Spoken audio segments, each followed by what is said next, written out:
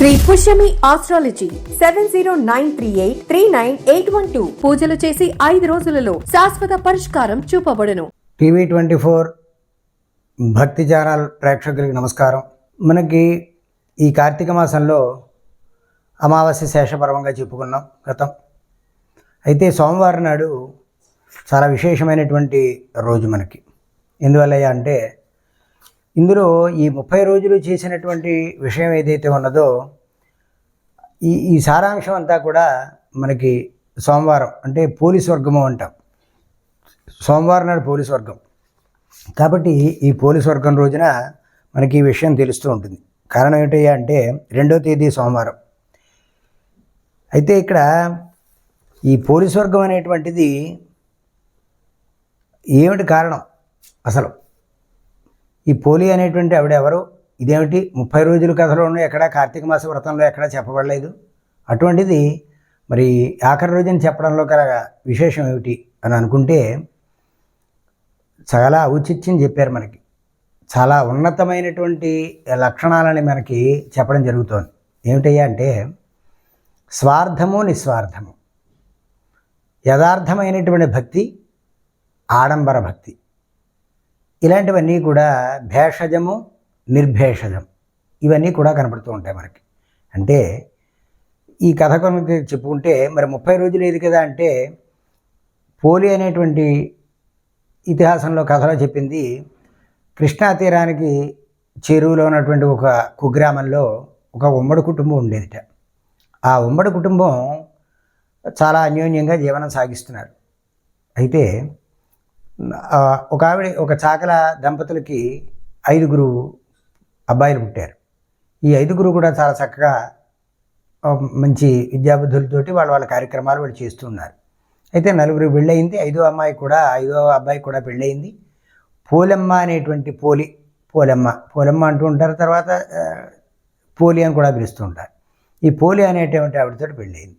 అయితే చిన్నపిల్ల కావడం చేత అత్తగారు కొంత స్వార్థబుద్ధితోటి కార్తీక మాసం వచ్చింది, వృశ్చికం, అలాగే తులారాశులకు రవిచ్చాడు. అందరూ కూడా చాలా ఆనందంగా దీపాలు వెలిగిస్తున్నారు, నదీ స్నానం చేస్తున్నారు, దాన ధర్మాలు చేస్తున్నారు. అయితే ఈవిడ కొంత స్వార్థం చేత చిన్నది కదా అనే లోకు చేత ఆ పోలెమ్మ అనేటువంటి ఆఖరి కోడల్ని ఇంటి దగ్గర చేసి మిగిలిన 4 కోడలతో కూడా రోజు చక్కగా ఉదయాన్నే వెళ్ళడం, బ్రాహ్మీ ముహూర్తంలో లేవడం, స్నానం చేయడం, రావడం, ఆ దీపాలు ఏదైతే దానాలు ఉన్నాయో అవన్నీ చేస్తూ ఉండడం, ఇలా చేస్తూ ఉండేది.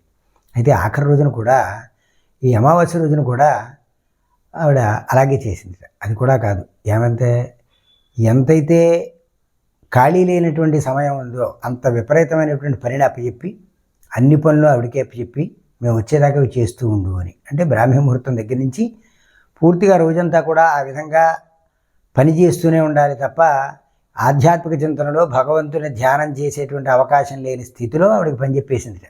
ఇలా చెప్పేసేపటికి సరే సహనంతో రోజు చేస్తోంది. అలాగే ఒక్కరోజు కూడా నన్ను తీసుకెళ్ళలేదు. సహజంగా కూడా పోలెమ్మ అనేటువంటి ఆమెకి ప్రతి నిత్యము కూడా భగవద్ దర్శనం చేయడం, భగవంతుని ధ్యానం చేయడం, తనకు తోచినటువంటి భక్తి ప్రపత్తులతోటి భగవంతుడికి ఏదో ఒక కార్యక్రమం చేయడం అనేటువంటిది అలవాటుట.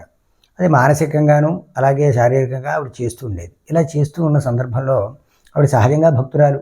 అయితే భక్తుడికి ఆడంబరం అక్కర్లేదండి, మనస్సు. అందుకే జపానికి చెబుతూ ఉంటారు ఉచ్చైహి ఉపాంశు మానసికం. 3 రకాలైనటువంటి జపాలు చేస్తూ ఉంటారు. గట్టిగా బిగ్గరగా అరిచేటువంటివి ప్రజలందరూ కూడా వినడం కోసం. అది భగవంతుడికి పెద్దగా విశేషం కాదుట. దానికన్నా 10 రెట్లు ఫలితం ఉపాంశు. అంటే కొంచెం పెదాలు మాత్రమే కదులుతూ ఉంటాయి, శబ్దం పెద్దగా రాదు. అటువంటి మంత్రాలతోటి అటువంటి నామాలతోటి జపం చేయడం. మానసికం అనేటువంటిది పెదాలు కూడా కదలవండి, కేవలం మనస్సుతోనే చేస్తారు. అదిగో అలాగా అలనాడు భీముడు కూడా చేసేట్టు ఈశ్వరుడు గురించి. అలా ఈ పోలెమ్మ అనేటువంటి ఆవిడ చక్కగా మనసులో నిష్కలమైనటువంటి భక్తితోటి చక్కగా జపం చేస్తూ, అయితే అమావాస్య కదా, కార్తీక మాసం వెళ్ళిపోతుంది, ఒక్కరోజు కూడా నేను స్నానం చేయలేకపోయాను కాబట్టి ఈ నదికి అలాగా వెళ్ళలేకపోయానని ఆ దొడ్లో ఉన్నటువంటి పెరట్లో ఉన్నటువంటి నూతి దగ్గర నీళ్ళతో స్నానం చేసి చక్కగా శుచిర్భూతంగా తులసికోట ఉంటే దొడ్లో ఆ తులసికోట దగ్గర శుభ్రం చేసుకున్నటువంటిది అత్తగారు అప్పచెప్పింది మజ్జిగ చిలకమని. అనేక గేదెల యొక్క పాడి, ఆవుల పాడి, ఈ పాడంతా కూడా చిలికి అయితే ఏ రోజుకి ఎంత వెన్న వస్తుందో అనేటువంటిది లెక్క ఉంటుంది కాబట్టి ఇదంతా తీస్తే ఏమన్నా చూస్తుందేమో ఆ అత్తగారు అడుగుతుందేమో అనేటువంటి భయం చేత వాళ్ళందరూ కూడా నదికి వెళ్ళిన తర్వాత గబగబా వెన్న చిలికినటువంటిది, ఆ పెరుగు చిలికినటువంటిది కొద్దిగా ఆ కవ్వాన్ని అంటుకున్నటువంటి చివరిని అంటుకున్నటువంటి అది లెక్కల్లోకి రాదు.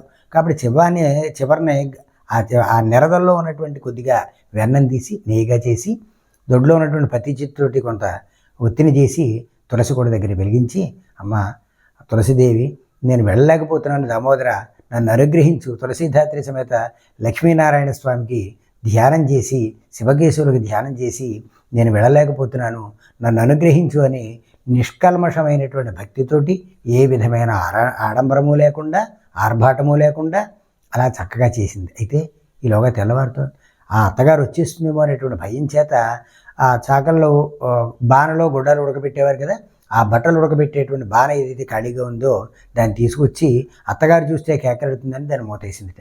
అలా మూతేసిన తర్వాత సహజంగా 30 రోజుల నుంచి కూడా వీళ్ళందరూ కూడా నదికి వెళ్ళొస్తున్నారు. మధ్యాహ్నం మృష్టాన్న భోజనం తింటున్నారు, సాయంత్రం పలహారాలు తింటున్నారు, ఆరోగ్యానికి లోపం లేదు. కానీ ఈమె నిష్కల్మషమైనటువంటి భక్తితోటి రోజు ఉపవాసం ఉంటుంది.